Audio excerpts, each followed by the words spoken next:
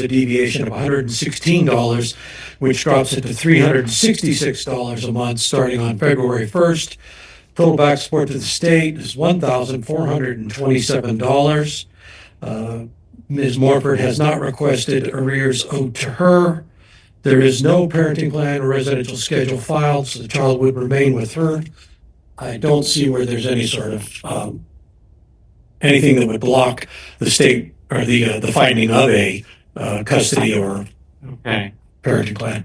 All right. Mr. Olson, can you come on up here, sir? Because we're recording everything. Did you have anything that you'd like to add?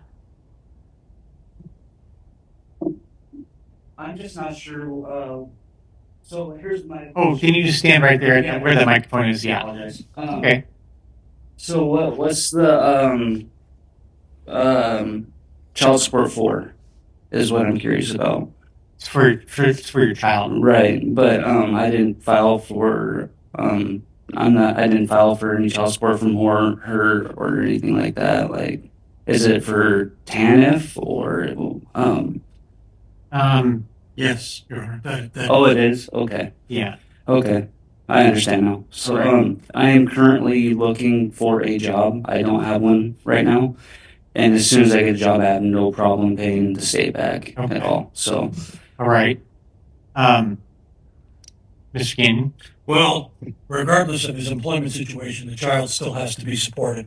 The state of Washington's been doing that. We only imputed him a minimum wage, which is way below what anybody starts at nowadays in any job.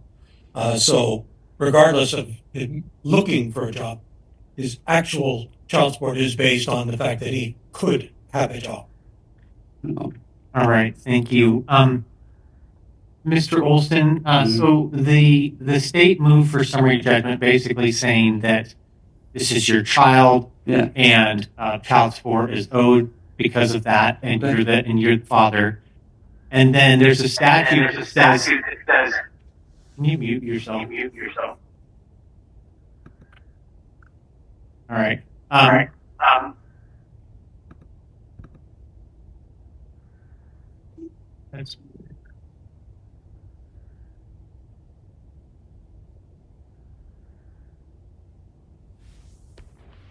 all right. There's a. Okay, that's going to be really annoying. I don't know what. No, I don't think it's you. No, it's you. Oh, I'm in a quiet break room right now. It seems Randy Bowen or whoever it is to come over and fix that because I can't do a hearing that has all these echoes. Oh, it looks like it's okay now, or if you know. So there's a statute, sir, that indicates. Yeah, feel free to do that. There's a statute that says if you're not working, the court has to impute or say or treat you as if you were working at a minimum wage job, and that's what they're doing. Okay. So they're sort of giving you a break with that. Okay. I'm going to sign these orders for the child support. It doesn't start until February 1st, right? If you don't have some type of job or you need to work something out maybe, then you'll be in touch with the prosecutor's office who handles the representation for the state of Washington, okay? Okay. But I am going to go ahead and sign these because your child does need that minimal support because it is for your child. Okay. So I appreciate that you don't currently have a job, but you need to keep working towards that as diligently as possible. I have been. I've been going through the Revive program. Okay. And I've been working with my career coach for 4 weeks now, and I actually have an interview today, and I have an interview tomorrow. Like, it's coming along. So I mean, Good. So as soon as I have no problem. But all right. Yeah. Okay. So I'm going to go ahead and sign those orders and the child support worksheet, and then please stay in contact with the prosecutor's office, Division of Child Support. Okay. Okay. Because if you run into hurdles or bumps, they're the first person that you need to get in touch with. Okay, sir? Okay. All right. Thank you very much. Yeah. And good luck to you, sir, on your interviews. Ma'am, that's going to conclude your hearing, okay?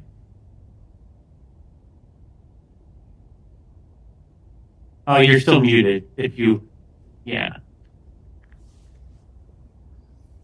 So that's Can you? I don't know why I can't unmute her. I used to be able to. Used to be like. Oh, Maybe. okay, I got it. I figured it out. All right. So that hearing's concluded. I'm going to sign the child support order. Okay. Okay. All right. Okay. Yeah. If you have any questions, ma'am, please call the prosecutor's office. They can assist you in their child support division. Okay. Okay. Thank you. All right. Thank you very much. So you're free to go, and Mr. Gagnon's going to go over some paperwork with you really quickly, sir. Okay. We'll step out. Okay. All right. Thank you. You're going to have a Yes. rather than hearing. All right. So I can go back to work now? Yes, you can. Thank you. Okay. Thank you. All right. 1 second, folks, on the other matter.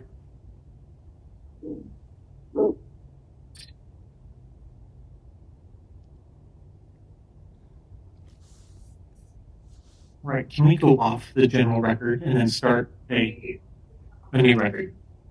Okay. All right. Let me know when we're back on the record. All right, Mr. Beltran, we're ready to go. Mr. Case. All right, this is the case of the State of Washington Division of Child Support versus Pedrick Tosick. Clause number 22-3-01989-32. Present on Zoom is Mr. Tosick, representing himself, as well as Mr. Beltran, representing DCS, Division of Child Support. That's the acronym I'm going to use. And then Brian Case is here representing the State of Washington for the county. We had a hearing yesterday where I continued this matter to today. This is Mr. Tosick's motion for contempt against DCS. I wanted to just lay a little bit more of a record, Mr. Beltran and Mr. Case, whoever will be drafting the order from today's hearing, I'd like you to please include some of these findings. So yesterday, Mr. Tosick had requested to have testimony and subject DCS employees to cross-examination at today's contempt hearing. I denied that request, and I have found some case law that I think is appropriate that addresses this. It's in re the marriage of James. The site is 79 Win App 436. It's a 1995 case. And it indicates that a court may conduct a hearing on contempt by affidavit, oral testimony, or both. A trial court may weigh the credibility of each party based on sources other than oral testimony. And these might include plausibility of a party's position, consistency with information in the court file, and affidavits of persons other than parties. If the court feels it cannot adequately decide the material contested issue without oral testimony, it may on its own motion schedule an evidentiary hearing, which it may limit to resolving an issue upon which the decision depends. Here in this case, I found that testimony would not be helpful because I have very thorough affidavits from Mr. Tosick himself and from DCS. And given that I have authority to conduct this hearing by affidavit, this contempt proceeding by affidavit, that's what we are going to do. We're not going to have oral testimony. But I wanted to further supplement the record with that reasoning. The second thing is Your Honor, may I just have my objection to this on the record? We will note your objection to lack of oral testimony, but I don't need to hear any further argument on that. All right, and so we're going to move toward the merits of Mr. Tosick's motion. Also, with respect to the record, procedural due process requires notice and an opportunity to be heard at a meaningful time and in a meaningful manner, and the process due depends on what is fair in a particular context. And that's in re the detention of Hatfield, 191 Win App 378, the 2015 case. And that fairness applies to all parties. And so that is a further basis for simply conducting this hearing on the affidavits. So what I'm going to do is, given that I have other hearings scheduled for this docket, I'm going to give each party 15 minutes to argue their respective position.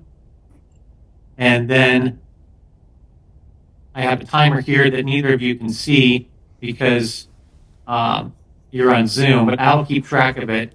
And Mr. Tosic, I will let you know when you have 5 minutes remaining. And you can, of course, use your time however you'd like, but I'll give you a 5-minute warning in case you would like to reserve that 5 minutes for rebuttal. So, if I may, first off, my standby counsel is not present. Given that I do have disability granted by this court, I understand, and I said that I was okay with your argument yesterday insofar as me not having the time to consult with him. That being said, with my disability, possibly due to PTSD and other factors, running out of words, getting stuck. I mean, I'm eloquent, but I'm also I'm disabled. I have severe PTSD, including recognized and assessed so by the Social Security Administration's appointed. All right, Mr. Tosic, I'm going to have you stop for a second. Okay, Mr. Menso, good morning. Good morning, Your Honor. Does your office represent people in civil family law matters where the parent is moving to, as a plaintiff, moving to file a contempt action against DCS? Does your office represent them in that matter? We do not, Your Honor. We are strictly standby counsel, specifically for child support enforcement. Payment wise, that's where we support individuals, and I work with Mr. Kaufman here on establishing a plan for payment, things of that matter. But when it comes to Mr. Tosic's issue, that's something that our office is not have the capacity to represent. All right. So, Mr. Menso, have you represented Mr. Tosic in the past when he's been the subject of a contempt proceeding? I have. Okay. So, Mr. Menso, you mentioned Mr. Tosic. Yesterday, Mr. Tosic mentioned that Mr. Menso was a standby counsel. We have Mr. Menso present in court. He's indicating that the Public Defender's Office does not operate in any capacity to be a standby counsel or defend Mr. Tosic's contempt motion in this case. And so, therefore, that issue no longer prevents us from proceeding today. This is, I just have to say, this is the exact opposite of what First Commissioner Rugel and then Judge Please stated. Sure. Yes, it's limited, and yes, it is standby. It is All right. not full-fledged representation. I appreciate, sir, Mr. Tosic. Because of my disability, I have to Mr. Tosic, please, sir, I need to speak to make my record clear, and we can't make a clear record if we're both trying to talk over each other. So, Mr. Menso is from the Public Defender's Office. I have no authority as a judicial officer to order Mr. Menso and his office to be a standby counsel for you because you are prosecuting this case against the Division of Child Support in a motion for contempt. And so I respect that Commissioner Rugel may have made his rulings, but I'm the one who is handling this hearing. And I have Mr. Menso here himself indicating that his office will not be a standby counsel for you in this proceeding. All right? There's no jail time that you are subjected to in this proceeding here, which is your motion for contempt. And therefore, the constitutional right to have a standby counsel does not apply to this proceeding. Okay? And Mr. Menso has said that. And so I respect that you believe that Mr. Rugel ruled otherwise. And Judge Please, and by the way, it was right. State and Mr. And that's fine, but that's my ruling here today. So that issue has been dealt with. Mr. Beltran, I see your hand raised. You have a question?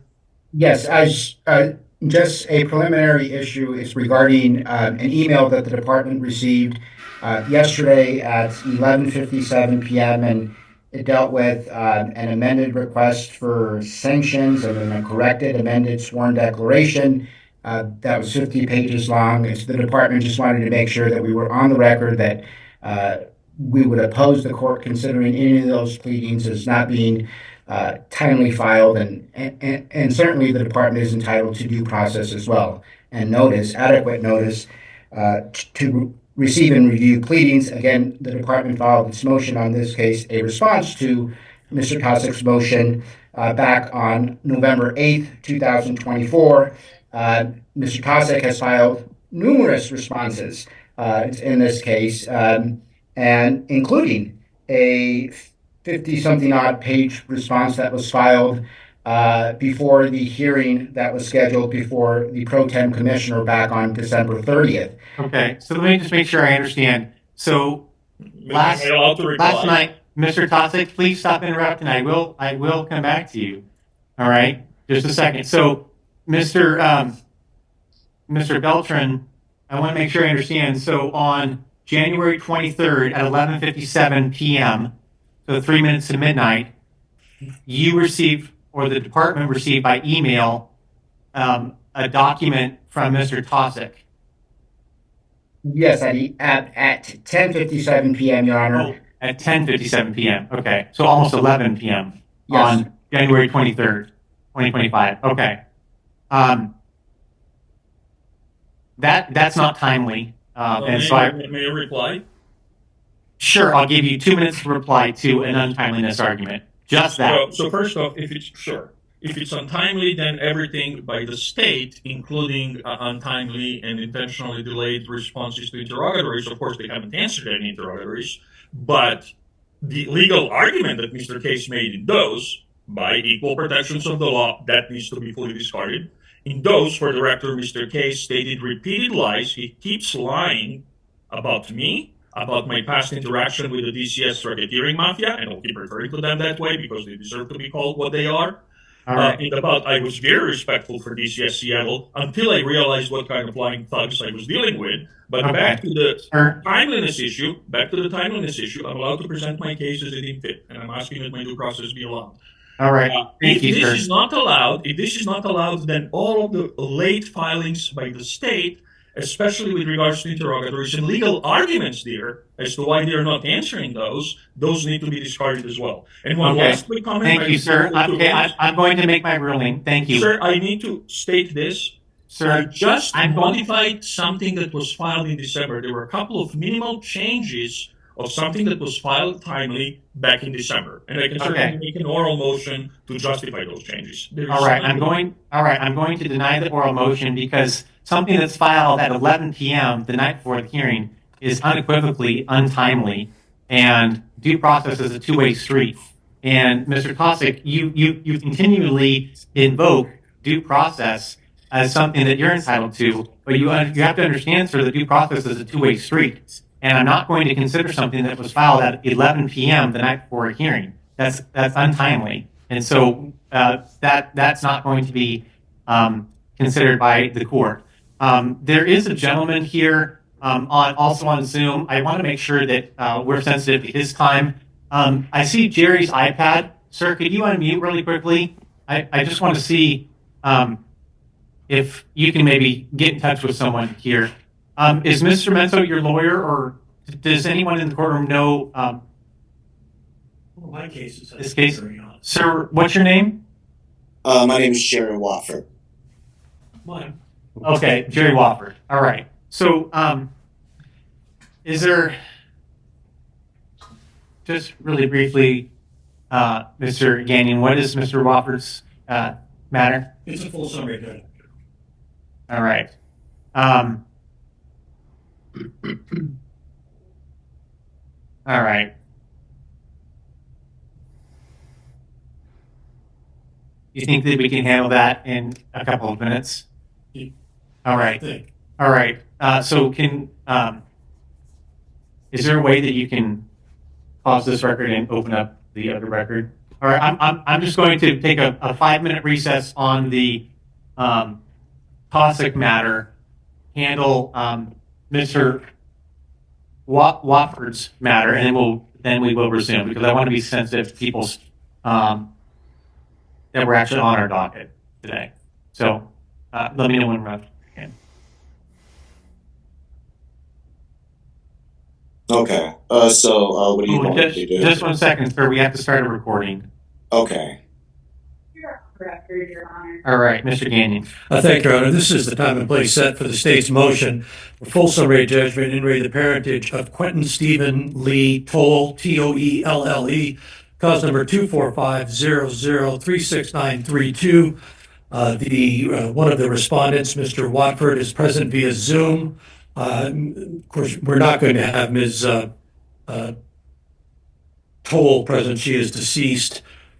This is the state's motion for full summary judgment. We do have genetic testing and admission to show that he is the father of the child.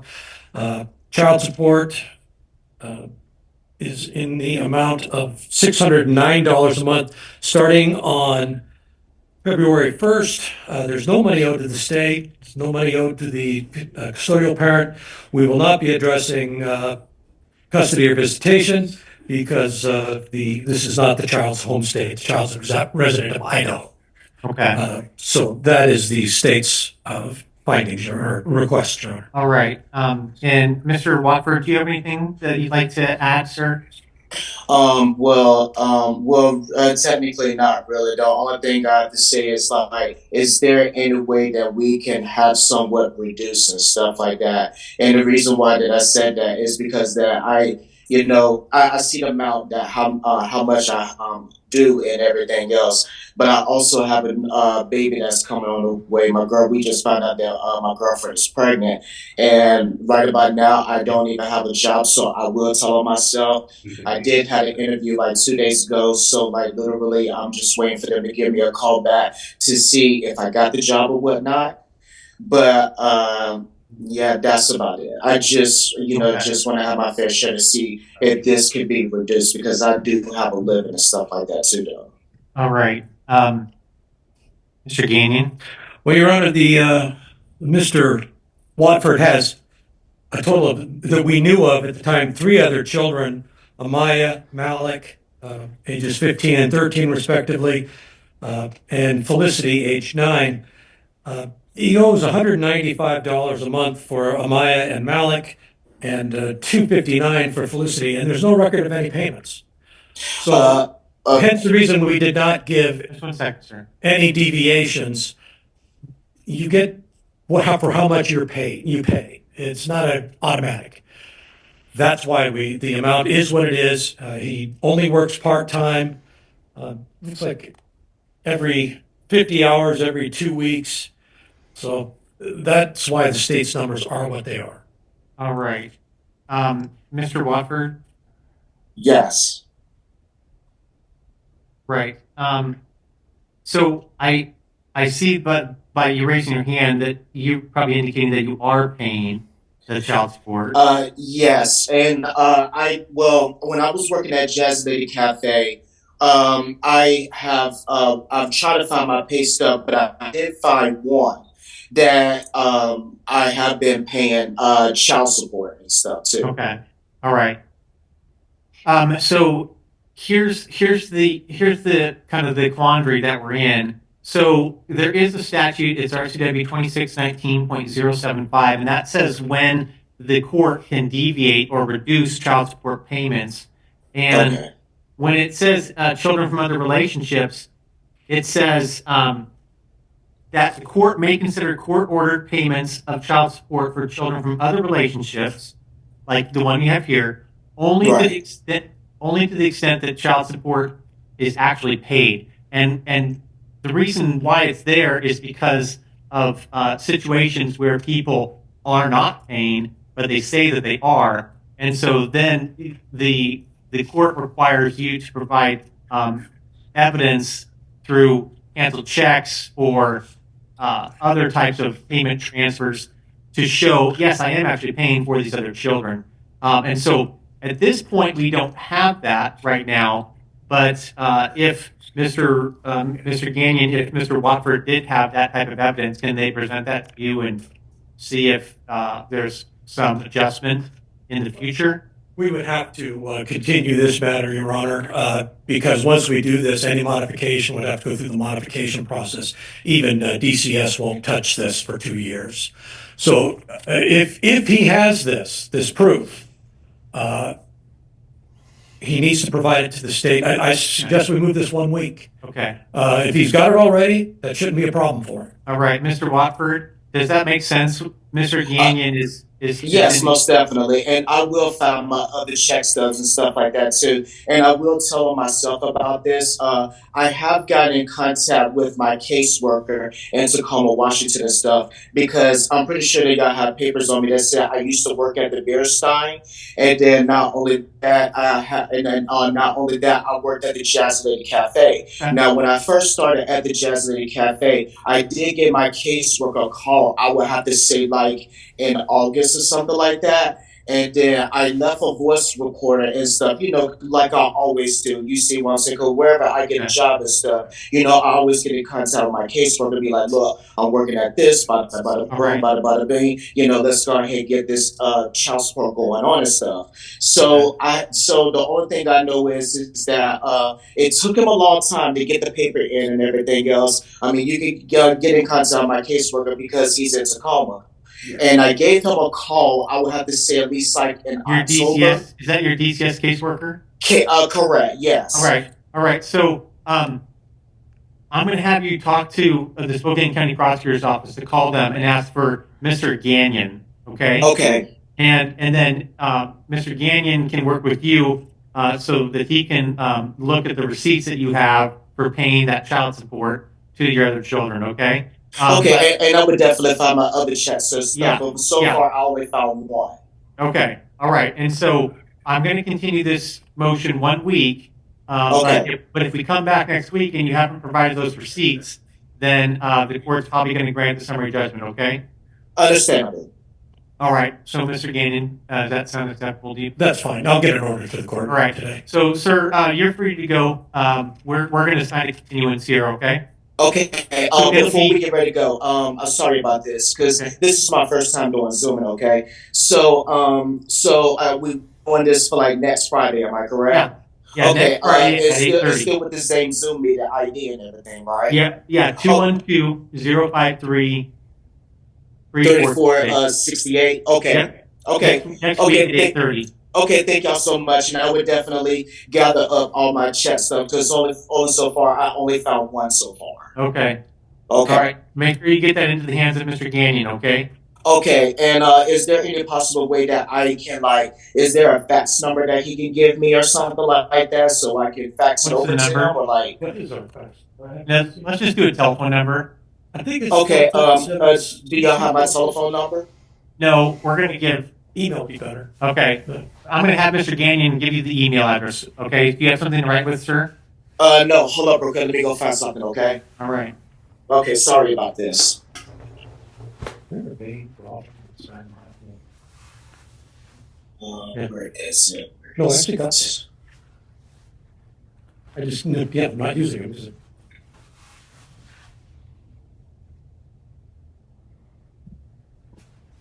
Is there any possible way that he can take my email address? Yeah, definitely. Okay, right. It is TURK, TURK 27855 at yahoo.com. Okay, TURK 27855 at yahoo.com. Yes, sir. All right, so Mr. Gagnon will be getting in touch with you, okay? Thank you so much. Yeah, if you don't receive an email from him, though, it's still your obligation to call the Spokane County Prosecutor's Office. Make sure that you get that information, okay? Okay, and that phone number is somewhere right down here. Yeah, at the bottom corner. Yes, sir. Okay, thank y'all so much. All right. Thank you, sir. Thank you. Thank you. All right. And you can zoom off or log off. Okay, gotcha. Thank you. Can you go back on the record for the TOSIC matter? All right, we're ready to resume the TOSIC contempt motion here in just 1 second as soon as we get on the record.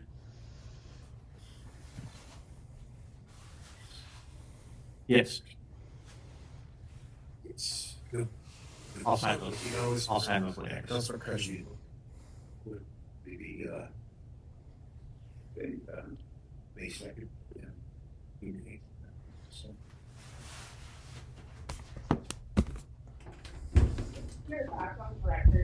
All right, we're back on the record in the DCS v. Pedrick Fawcett case 22-3-01989-32.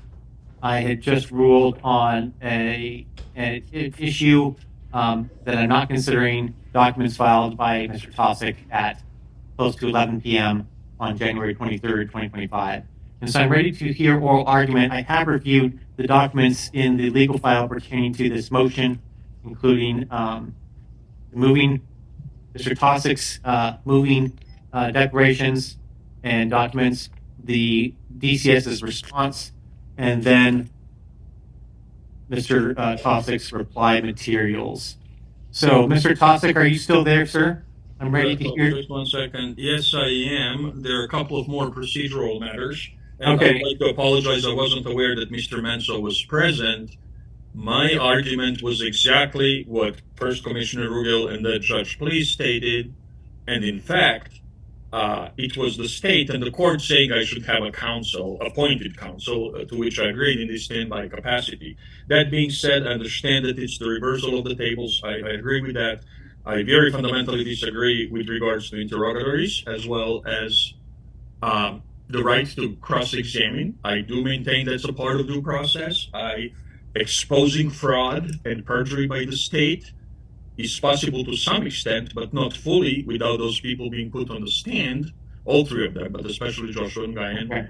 And so I will be filing not just objection, but revision or appeal on that All right. alone, because it All is right. a due process matter. But I do Thank want you. to bring one other thing, sir. The continuance to today was previously agreed. I was looking yesterday if extra time could be given that the last 3 days I've been spending on getting the darn thing scheduled as opposed to preparing for today's hearing. But that aside, there was no motion on my part to change it to any other date. And indeed, the 24th was agreed upon continuance primarily between Mr. Beltran and myself from about 10 or 11 days ago. So with that being said, and given some of the comments you made, Your Honor, I have certain doubts whether I'm going to receive a fair hearing.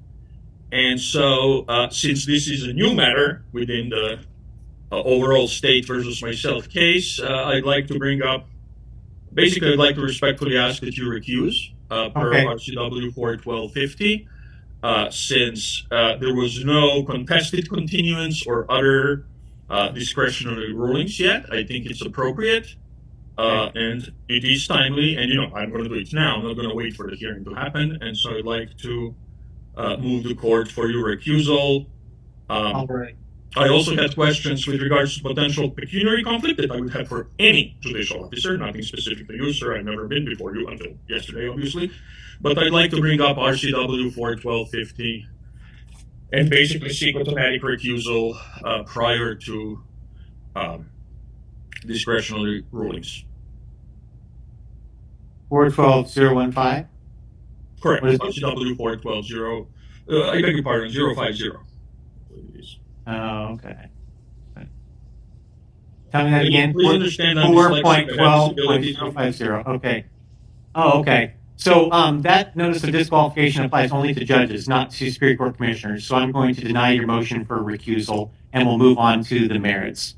So whenever you're ready to proceed, and I think there was also something in the case history that I saw where you attempted to have Commissioner Grovedal removed, and I think there was an order indicating that you cannot invoke that disqualification against a Superior Court commissioner.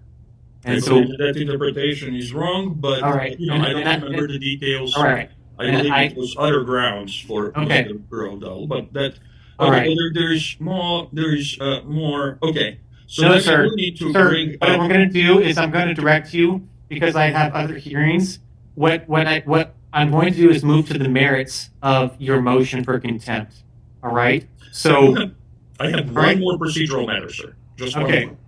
Okay. And that is Go. something that I ask every judicial officer. This is nothing personal in any way, shape, or form. Do you have any part of your compensation remuneration from the county and the state out of either Title 4D or the federal monies given to the Spokane County Superior Court, of which I have records, and it was an exhibit submitted earlier?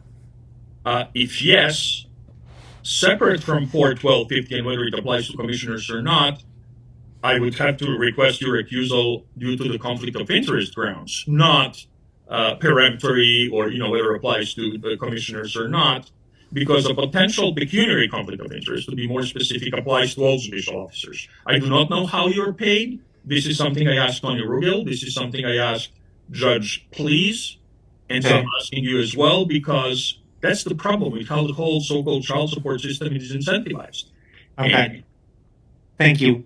All right. Since this is your final procedural argument before we get to the merits, my paycheck comes from Spokane County, but that has no relevance to me ruling on this matter. So we'll continue to the merits. Okay, but so you're saying that no part of your compensation comes from federal funds? Sir, related to child support?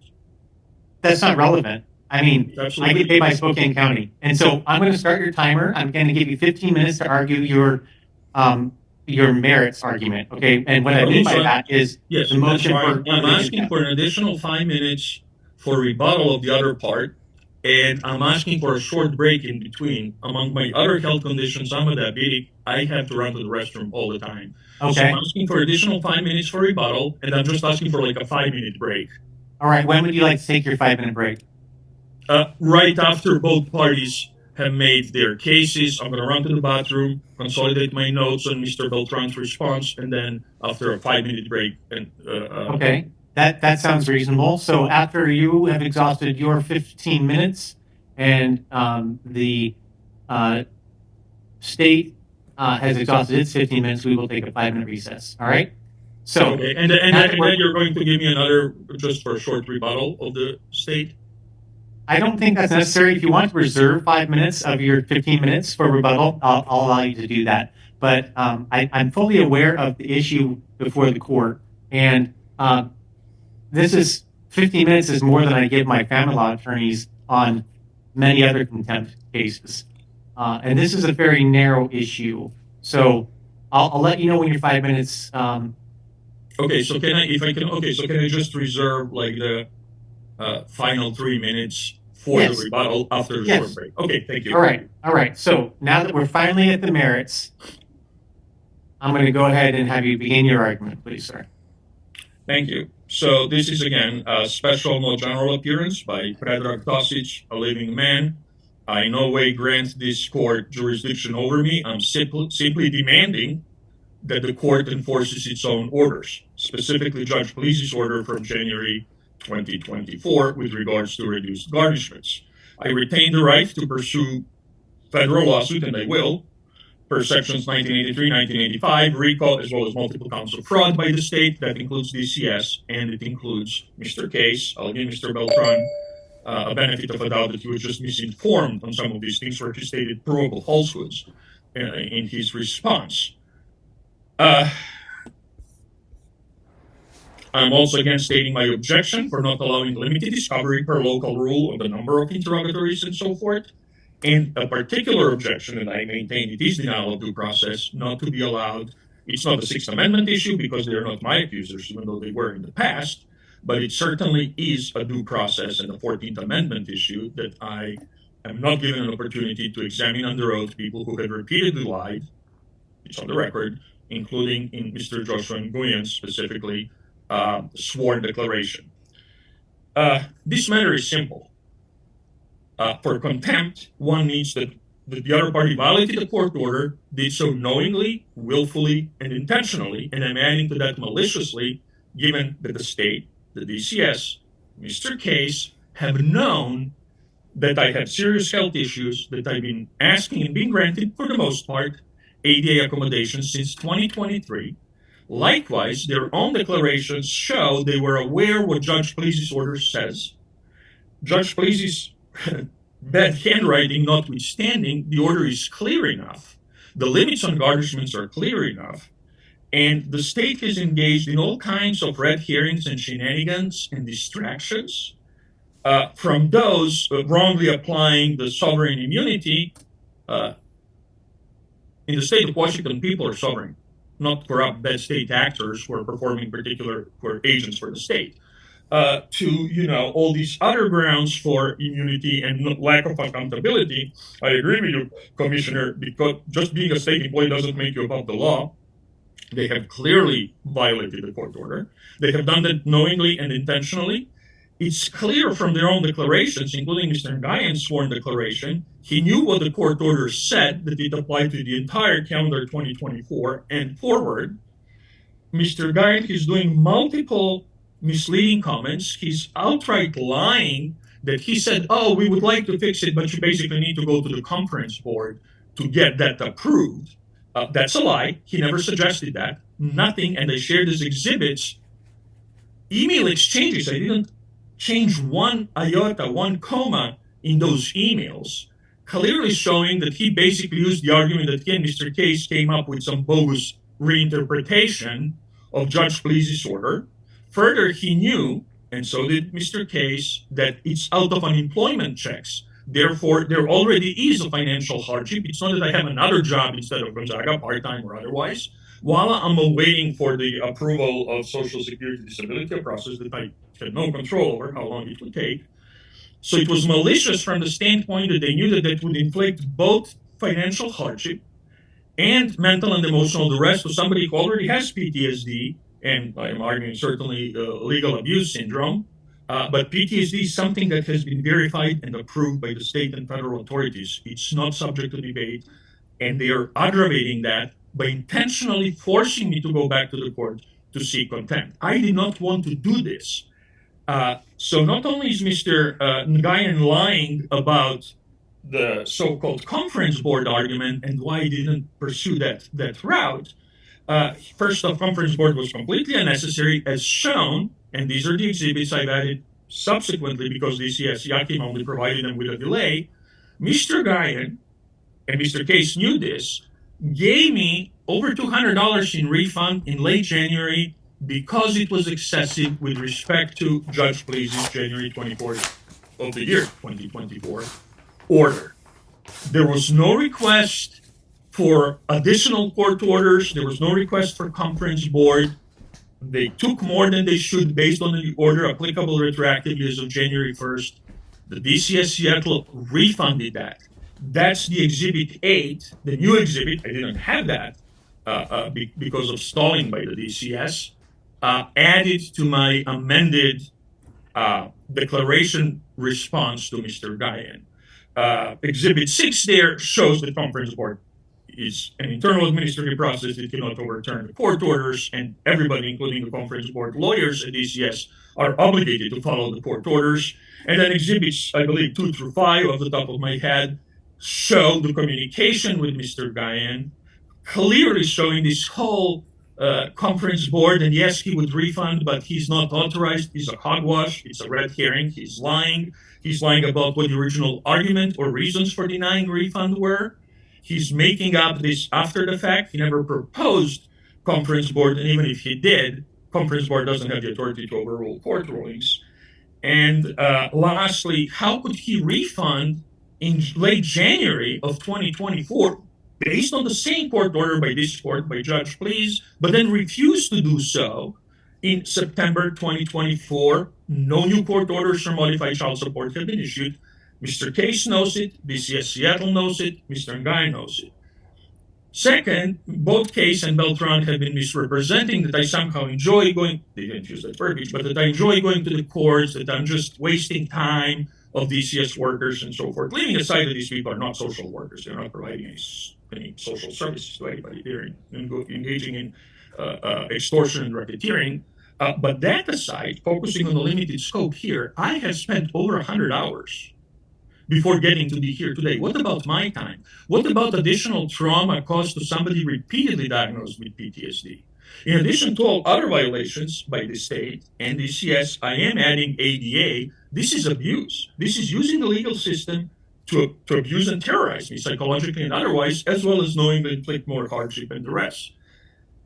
Lastly, there was communication between myself and the court, Judge Pleasy's JA, Mr. Case, and others throughout the month of September and most of October. I only filed for contempt on October 25th.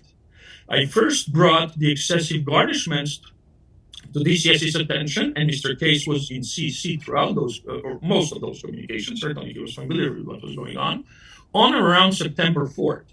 Joshua Wen and DCS and the state had almost full 7 weeks to correct it. And they refused to do so, forcing me to seek contempt, because what else did I have? Part of Mr. Beltran's argument is contempt is not appropriate, blah, blah, blah. Contempt is appropriate. What other recourse do I have? I mean, federal lawsuit is separate on grounds, but I'm just asking this court to enforce its own orders. Importantly, I don't enjoy coming to the court. All of this traumatizes me immensely. They had 7 weeks between approximately September 5th and October 25th to correct it, to do whatever processing, and to issue a refund. Notice that in January 2024, I'm referring to Exhibit 8 again, they refunded within a week or two. No conference board, no red herrings, no hogwash. Here's what the court order said. They took, let's say, 350 or whatever it was in early January. It needs to be adjusted so that it's 50 per month. So they refunded 325 or 300. I'm talking off the top of my head. They did refund. I did not go to the court. I did not call anybody names. I like, okay, this is the court order. I'm moving with my disability and other things. And, so this was an intentional, knowing, and given my circumstances, very well known to Mr. Case and to Joshua Wen, malicious violation of crystal clear court order. Sanctions are necessary. I recognize your discretion insofar as the level of sanctions. I'm warning this court, you do not have the right to not follow the law or the existing court order that cannot be overturned other than via appeal, which wouldn't be timely, by the way. And so the court doesn't have discretion whether to follow the law or not, whether to enforce its own orders, or for that matter, whether to sanction or not, because without sanctions, these thugs are going to continue terrorizing me every time, forcing me to I'm sorry, sir. I'm sorry, what was the word you said? These what? These morally depraved individuals You say from the these- Division of Child Support. Okay, because I thought you said these thugs. Is that the word you used? Even if I did, it's my First Amendment right to do so. Oh, no, I just want to make sure that the record reflects that you... Okay, so let me just said say that these- morally yeah. depraved individuals who Okay. have been terrorizing me for years, All right. knowing of my loss of income, loss of health, disability, and indigency ever since the fraudulent arrears, which are not directly before this court today, were fabricated by Joshua Wen. Another reason why I wanted to have cross-examination dating back to 2022, which was the first time I got on public assistance. Again, I'm legally disabled as of December 2021. Disability is quite often determined retroactively. That being said, I've been seeking AD accommodations, providing some GR33 protected documents and some other overviews that are not HIPAA protected of why am I disabled, why I have trauma, also related to why I need assistance of standby counsel. But that aside, all of this was known to Mr. Case all along. It was known to DCS Seattle and the DCS management chain. Their actions were evil. Their actions were malicious. Their actions have caused further aggravation. And I have stipulated what kind of sanctions I'm seeking. Whether the court accepts something filed last night or not, I have filed timely in December, spelling out the grounds. I'm seeking monetary sanctions contrary to Mr. Beltran's claims. I did not seek jail time for anybody. I just said that they need to be given a deadline to refund me with interest and with penalties. And then if they follow that deadline, that they need the equality before the law needs to be applied. As disabled and indigent, known to the court and known to the state, I've been threatened with arrest. But these individuals can do whatever they want because they work for the state government, including knowingly and maliciously violating what they knew was a court order, and they knew what it says. That's clear from their declarations and sworn statements, not just mine.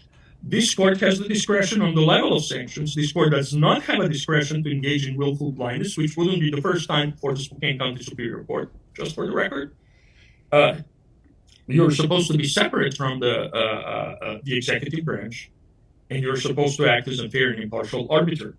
I'll keep the rest of the time for any rebuttal, but basically the sovereign immunity, blah, blah, blah, is all red herrings, and I provided ample case law. And then Appendix 2 of something that was submitted a month and a half ago, let me just mention this, elaborates on federal court's theory of willful negligence, and I am saying that both DCS Seattle and Mr. Brian Casey's actions amount to a bare minimum to willful negligence, which is, I would argue, it's even worse than that. All right. Sanctions are appropriate, and sanctions are necessary because there have to be. You have about 3 minutes left, and you asked me to stop you at 3 minutes. Yes. Yep. Okay. All right. All right, Mr. Beltran. Yes, thank you, Your Honor. The department relies on its pleadings in this case. There is no evidence before this court that the department in any way, shape, or form, intentionally or willfully, uh, uh, acted in a way that was intentionally intended to not comply with the court's January 24th, 2024 order that reduced the minimum amount of garnishments. Mr.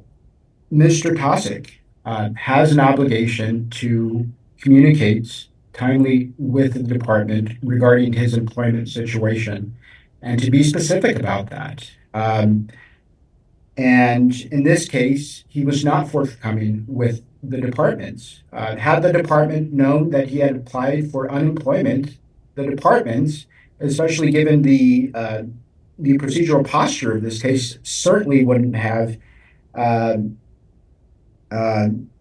had moved to garnish his unemployment in compensation. But as a preliminary matter, if the court looks at the actual text of the order that was signed back on the 24th of January 2024, I do have that in front of me. the order indicates that garnishments and the amount to be garnished, the minimum garnishment, is to be changed under two different circumstances until the court has ruled that it should be decreased or new information is obtained. The new information that was obtained in this case is Mr. Tosic's unemployment income. So on the surface level, the departments indicate that there is room for interpretation that the department did not violate the order because the new information that existed in this case was a new income stream that was being received by Mr. Tosic.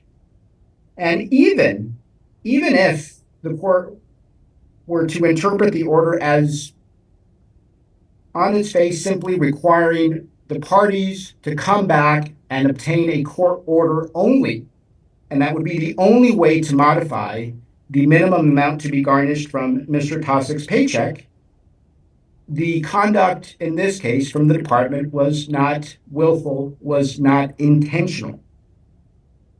As soon as the issue was flagged by Mr. Tosic, the department, as indicated in the declaration, worked to make sure that the information that the unemployment office, so ESD, had on file, which was a very, very dated withholding form, that it be updated to reflect the court's order.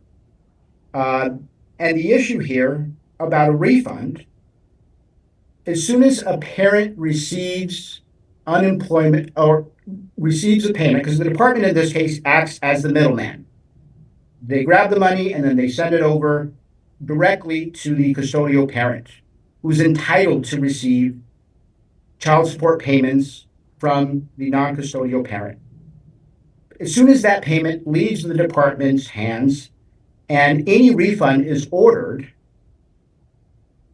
that payment has to come back from the custodial parent. It's being taken away from the custodial parent and then has to be given back to Mr. Tosic. You keep saying the word department. Do you mean the Division of Child Support? Yes, Your Honor. Okay. Sorry, go ahead. And in this case, a reasonable remedy to, in the sense of a refund, would be to make sure that Mr. Tosic, as he already will, without a court order from the court, but certainly the department has no objection to additional language in the court order, is to make sure that Mr. Tosic receives credit for the $602 that were overly garnished from his paycheck. But to somehow take money away from the mother, from his child, especially in the case where he has not been making child support payments, is not reasonable from the department's perspective. The department would ask that this court respectfully deny the request to hold the department in contempt. Its conduct was not intentional or willful, as demonstrated by the pleadings in this case. And the department would also ask that this court, if this court were to issue a refund, that this court simply first ensure that Mr. Tasic receives a credit in the amount of $602, or in the alternative, if the court were to issue a refund, that would be, in a sense, serve as a debt to the custodial parent, that refund be issued without interest. According to the case law cited by the department, interest on any payments, and again, it's not a payment that the department owes or that went to the department's coffers, and by the department I mean DCS. It didn't go to DCS or to some treasury at the state of Washington or the Division of Child Support. It went directly to help the custodial parent take care of their child. So the department would end with that, and the department would ask that the court deny the petitioner's requested relief in full. All right, so it seems to me that you're conceding that separate from the issue of contempt, the Division of Child Support would be agreeable if it's what I rule to give Mr. Tosic a $602 credit towards future, or an offset towards future child support obligations. It's not 602, it's 600. Mr. Nick, no, it's not your turn to talk, sir. Okay, sorry. Okay. I just want to correct it on the record. Sorry. What? All right, but I'm trying to ask Mr. Beltran. All right, I'm trying to respect the party's time. So is that your position, Mr. Beltran? Yes, Your Honor. All right, and so that would operate as essentially an offset against future child support obligations. Correct. Okay. All right. Thank you. So is there anything else? You have about 7 minutes left. I just want to make sure that you've said everything that you'd like to say before I switch over to Mr. Case, if you have anything to add. Nothing further, Your Honor. All right. Yes, Mr. Case. If the court will hear me. Yes. Go ahead. I'm using the same time. Thank you, Your Honor. I don't mind using just a few minutes. Sure. Please. This matter, there are many reasons to dismiss this matter. Right out of the gate, on the caption it reads, State of Washington versus Predrag Tosic. As the court mentioned earlier, Mr. Tosic is the petitioner in this matter. It is inappropriate for him to file a suit under the umbrella cause number 22301989932, which is a child support case. So if he wants to file suit against someone, he needs to do it properly and file a suit, get his own cause number, and do it that way. As mentioned in my brief, my no response brief on the interrogatories, all of this is not relevant. And as Mr. Beltran has clearly stated, there's no evidence, period, that these three individuals from the Division of Child Support did anything wrong, violated any rule of their own, any law, any guideline. They simply are doing what Division of Child Support does and attempt to collect child support. Mr. Tosic in his opening said that we're not following the law. The only individual not following the law in all of this is Mr. Tosic, because he has a legal order from a King County administrative law judge to pay child support, and he refuses to do so. Instead, he continues to file frivolous motions, beginning with day one when he filed a motion stating that we didn't have jurisdiction. So there's ample reason simply to deny this motion, and I'll concur with Mr. Beltran on that motion. All right. Thank you. All right, Mr. Tosic, you have 3 minutes remaining. I do need a short bathroom break. I just want, before I do the 3-minute summary All and right. rebuttal, to Sure. object Yep. if my Yep, motion, that's fine. which was Yep, not that's timely, fine. is Mr. not Tosic, included, Mr. Tosic, then hold on. Mr. Beltran, Mr. Tosic, you asked, hold on a second, please. You asked for a 5-minute break due to your diabetes, and I think that's entirely appropriate. Okay. So we're going to pause this proceeding so you can have the 5-minute break that you requested. Okay? So, objections to keep after that. Okay, thank you. I'll Yes, be back your in my- objections, you can use the remaining 3 minutes you have after the break. So we'll be in recess for 5 minutes, Just one okay? quick, I thought I had 5 minutes. You're saying I have 3. After Well, the- sure, I'll give you 5 minutes, okay? Thank you. I have a timer that I've been working, but what's an extra 2 minutes? So Okay. we'll give you 5 minutes. Five should suffice. Thank you, sir. All right, thank you. We'll come back at 9:35. You can pause the record, please.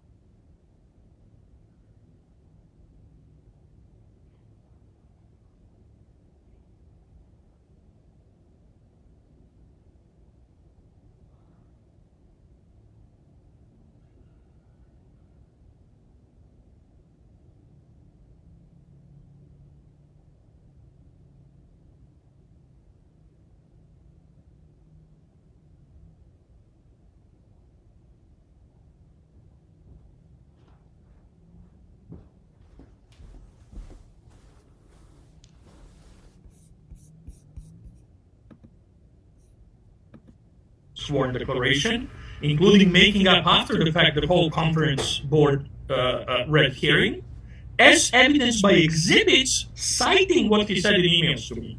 Not to mention the conference board cannot overrule court orders and so forth, something that was already discussed. With regards to this story about, because first off, I reject to be called non-custodial parent. There is no such thing in the United States Constitution. There is no second-class citizens or second-class parents. Person Toski versus Kramer, before taking any of my parental rights, state needs to establish that I'm either unavailable or unfit. Neither is the case. So, yes, the mother possesses the child more than 50% of the time based on unlawful and unconstitutional court orders. That aside, I'm not non-custodial parent and I'm not going to be called that. Let's pretend it was an honest error.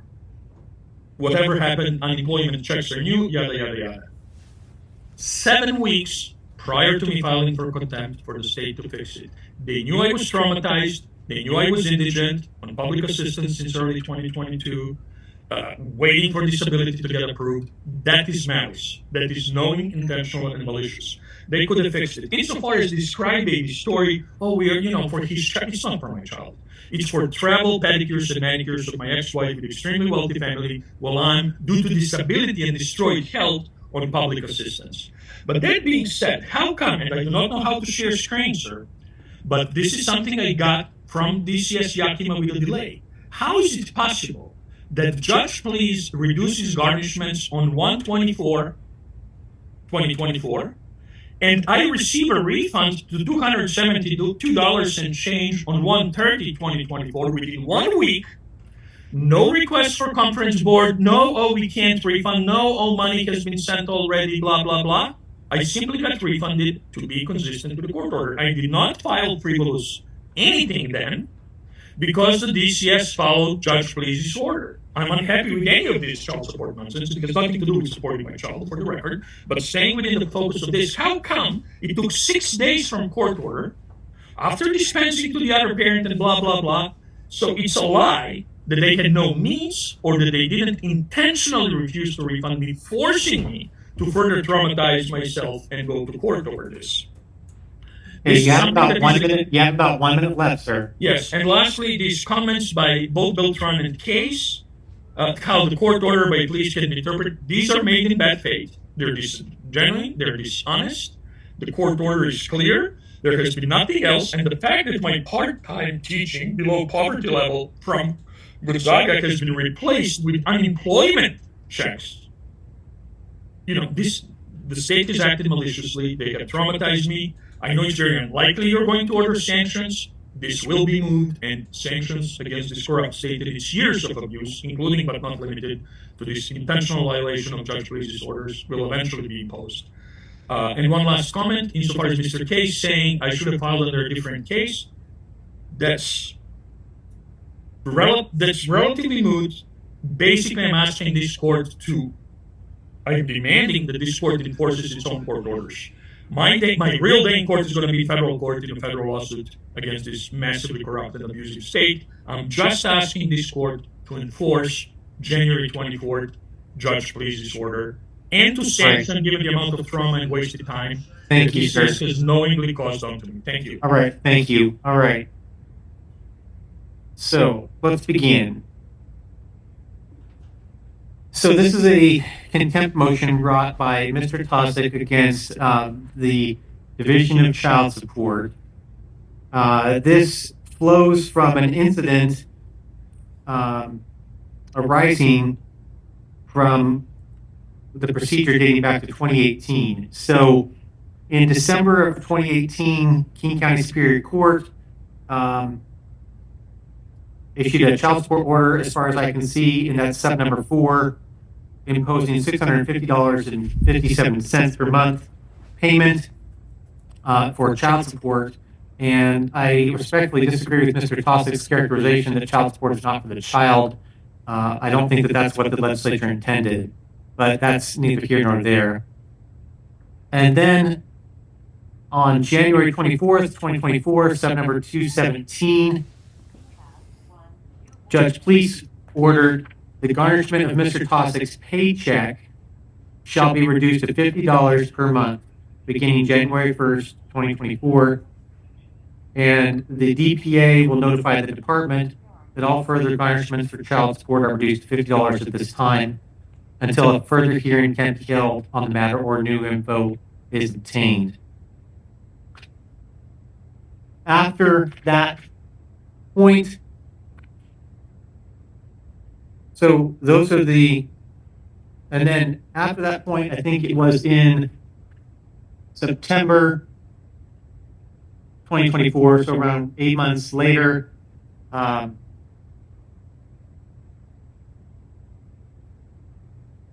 8 months later, the Employment Security Department, which is a separate state agency,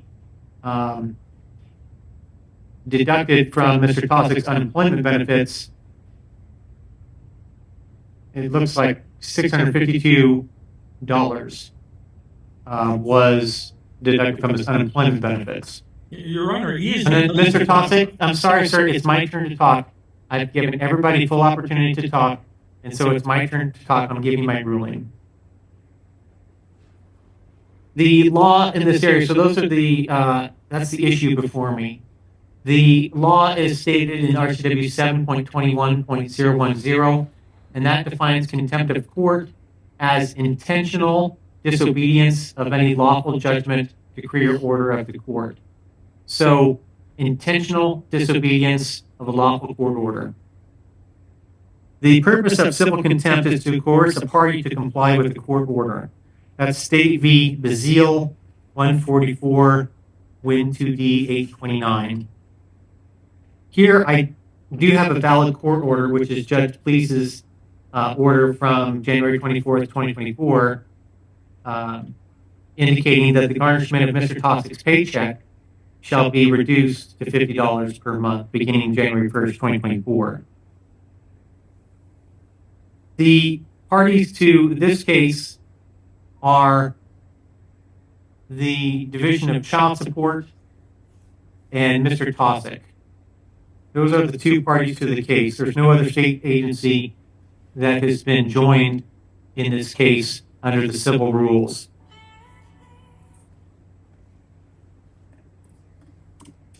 Once Judge Please entered its order, or her order, on January 24th, 2024, DCS then promptly updated their records to reflect Judge Please's ruling.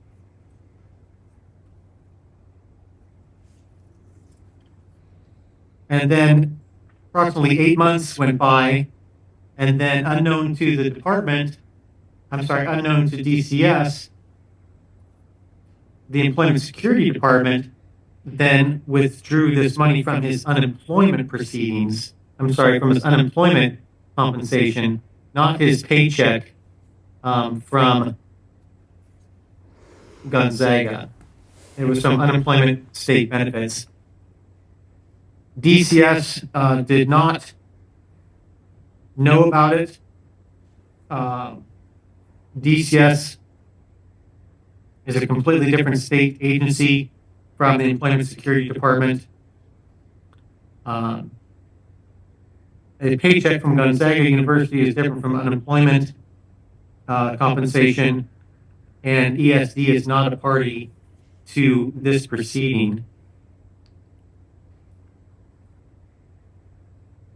There were some administrative remedies available to Mr. Tosick through the conference board, where he could have sought a remedy. I don't know why that didn't work out, but a party must generally, and this is, I guess, dicta, but a party must generally exhaust all available administrative remedies before seeking relief in Superior Court. That's just a general rule. But for whatever reason, the conference board was never sought by Mr. It was never even suggested, sir. Okay, stop, Mr. Stop, Mr. Tosick. You are engaging in willful blindness. It's my turn, sir, it's my turn to talk. Please, sir, if you interrupt me one more time, I will remove you from this proceeding. Okay? I'm giving my ruling, please. So we have a valid court order, and the evidence that I reviewed, which includes Mr. Tosick's moving papers, the department's response, Mr. Tosick's reply, and as the moving party, Mr. Tosick bears the burden of proof by showing that DCS intentionally disobeyed a court order. Based on the information before me, I am finding that DCS did not disobey the court order. They had no intent or knowledge or bad faith that the Employment Security Department was going to remove this money from his unemployment benefits.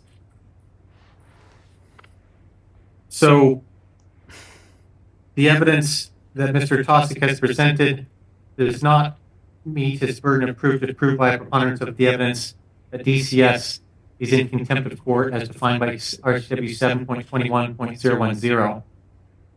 Now, that would end the matter, but for DCS's concession to give Mr. Tosick a credit towards future or against future child support. And so I will order, even though I'm not finding DCS in contempt, I will order that DCS put a credit on Mr. Tosick's child support account in the amount of, it looks like $652 that was deducted from his ESD employment benefits. Mr. Beltran, that is something that you can do, correct? Yes, Your Honor. And I guess for the record, in speaking with my client, that credit has already been applied.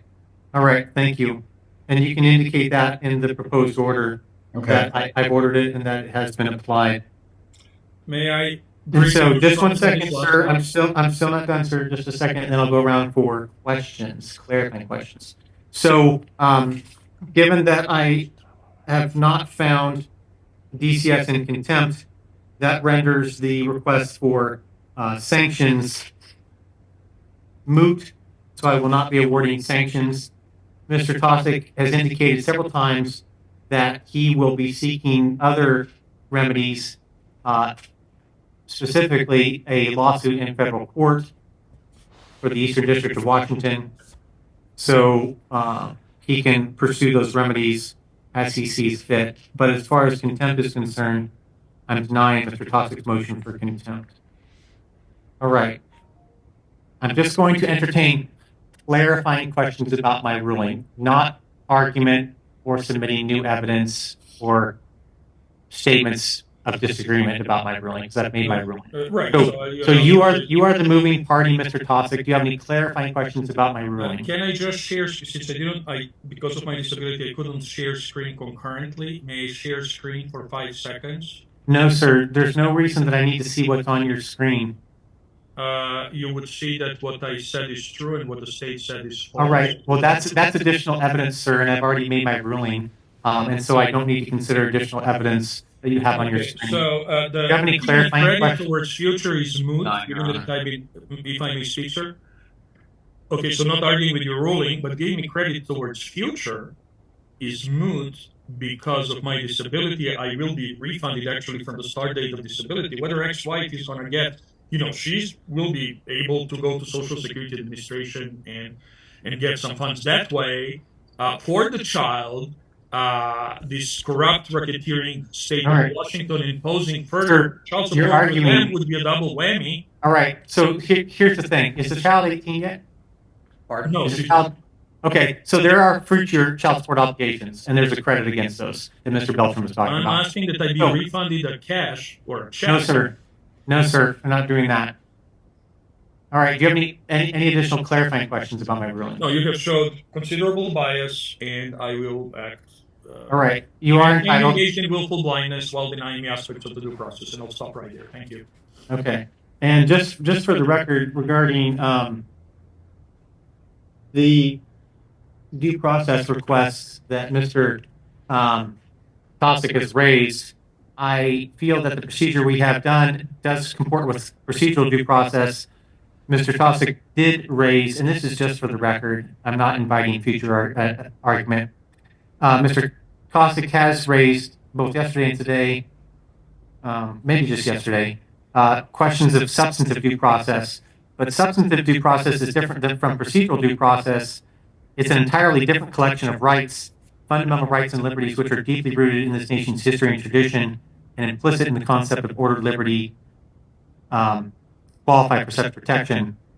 Substantive due process claims are not based on state law, but are founded on deeply rooted notions of fundamental personal interests derived from the Constitution, such as the right to privacy, the right to marry a person of a different race, the right to refuse medical treatment.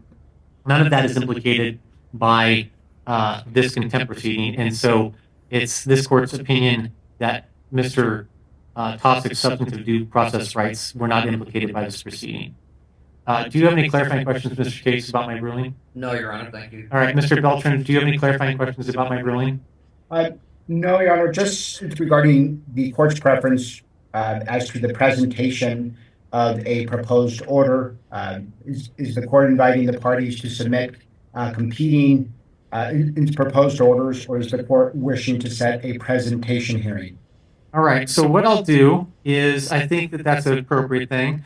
What I'd like to have the court, or what the parties do, is give them both an opportunity to submit competing court orders to the Family Law Department and submit those by next Friday, January 31st at noon to the Family Law Department. Everyone has Ms. Peterson's email, so you can submit those two competing orders. Mr. Beltran, you can submit yours. Mr. Tosic, you can submit yours to Amanda Peterson by noon on December 31st. I'm sorry, on January 31st, 2025. And then I will look at those and sign the